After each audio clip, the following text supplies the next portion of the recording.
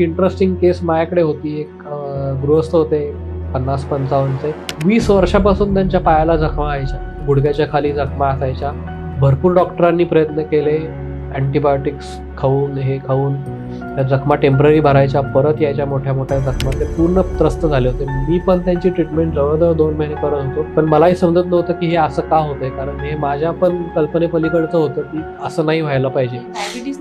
Diabetes नसताना या जखमा व्हायच्या. मग तेव्हा मी शेवटचा एक प्रयत्न म्हणून त्यांना इथे पूर्ण अशी भूल देऊन मी ते पूर्ण तिथं एक्सप्लोरेशन केलं. तर मला तेव्हा त्या ऑपरेशनमध्ये त्यांच्या पायात एक जवळजवळ 15 सेंटीमीटरचा लाकडाचा तुकडा आत आढळला. तर पेशंटला पण ते आठवत नव्हतं की ते एवढं लाकडाचा तुकडा आत पायात कधी घुसला, त्यांचं काय झालं म्हणून. ते काढल्यानंतर चांगलं त्याच्या पुढे त्यांच्या सगळ्या जखमा व्यवस्थित भरल्या. त्यानंतर परत त्यांना कधी जखम ही झाली नाही.